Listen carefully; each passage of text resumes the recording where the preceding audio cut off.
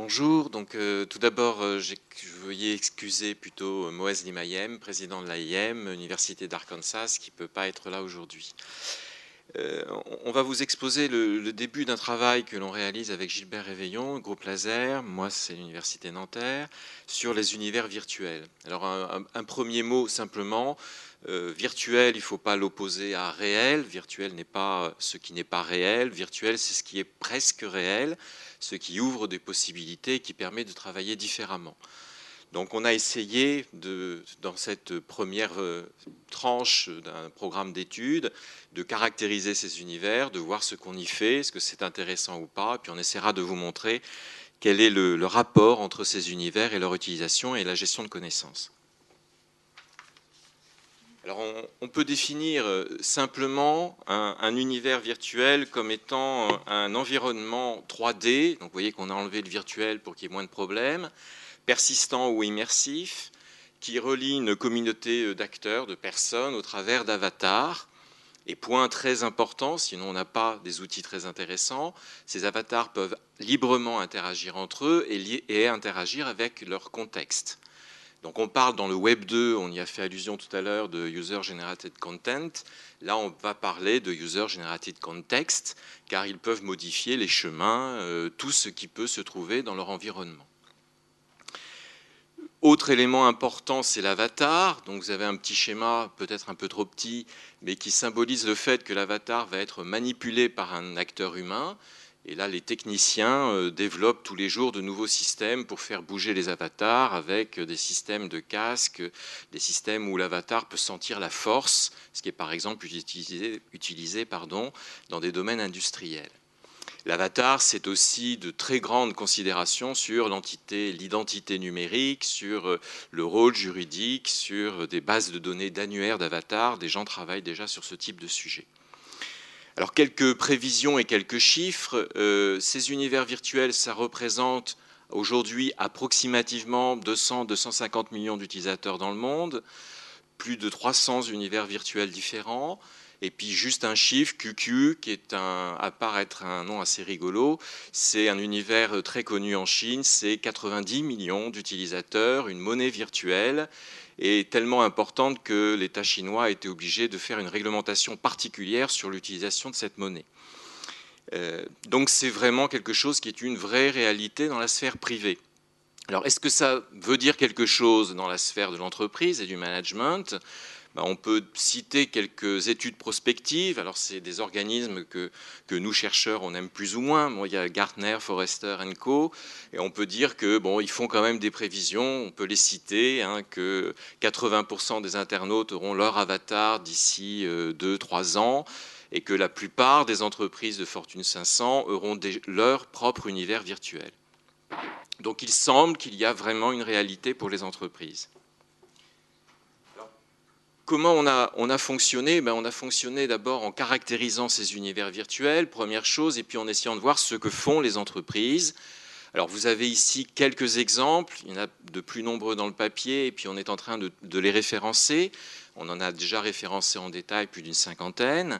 Et puis vous voyez les noms des entreprises, ce n'est pas des toutes petites entreprises, et on peut se dire que lorsque ABN AMRO, que IBM, que Xerox, que Shell, que BNP Paribas, que Crédit Agricole, pour en citer que quelques-uns, L'Oréal, commencent à regarder un outil, c'est qu'ils pensent qu'il y a des choses intéressantes. Alors nous, on va essayer de voir si en tant que chercheurs, scientifiques, on retrouve ce même type d'intérêt.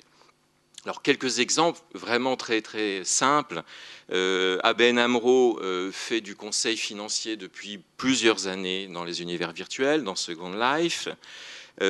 Accenture, c'est les points en rouge, fait du recrutement sur Second Life. Je vais juste vous en dire quelques mots.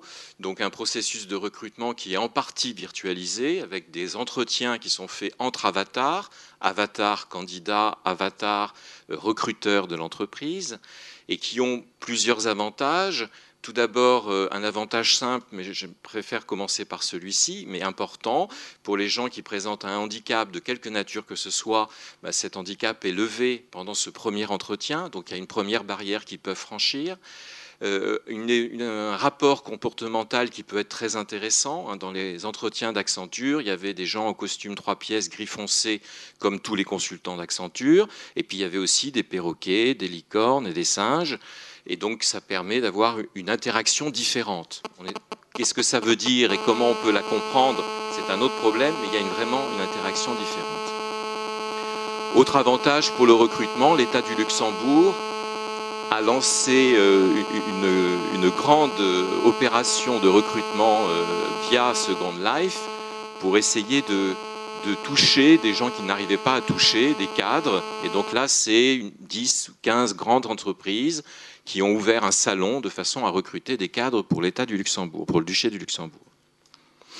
Pour la formation, donc c'est le point sur lequel je vais m'arrêter dans le transparent suivant. Donc je voudrais simplement citer que plus de 300 universités américaines, labos de recherche sont présents dans ces univers virtuels, développent des vraies formations dans des îles, font du vrai travail depuis plusieurs années. J'étais à ICIS Montréal et plusieurs expérimentations ont été présentées par des universités américaines et c'est assez intéressant de voir déjà ce qu'ils ont fait.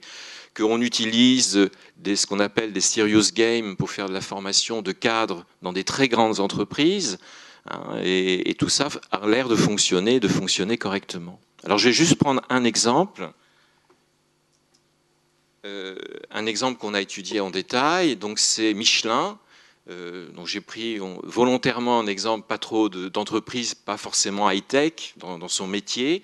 C'est une formation pour l'architecture d'entreprise, ça c'est un domaine de système d'information, c'est mon domaine. Sachez simplement que c'est un domaine relativement technique et complexe. Et cette formation concerne 2400 cadres sur les 4 continents. Donc ils ont créé un univers particulier pour réaliser cette formation. Et ces 2400 cadres peuvent venir dans cet univers un peu quand ils veulent, avec des permanences de formateurs qui assurent l'animation du lieu. Un lieu virtuel doit être vivant et qui vont donc pouvoir propager un certain nombre de concepts. Alors ce qui me semble être vraiment intéressant, c'est que dans l'architecture d'entreprise, vous avez un concept tout à fait central qui est le concept de gouvernance. Je ne rentrerai pas dans le détail, mais ce concept de gouvernance se traduit physiquement par une statue qui est au centre de la place. Et cette place, tous les stagiaires vont passer devant cette place ou autour de cette statue pour aller d'une salle de formation à une autre salle de formation. Donc les principes qui sont des principes centraux, ils vont être mis au centre du dispositif d'une manière physique, si je peux m'exprimer ainsi.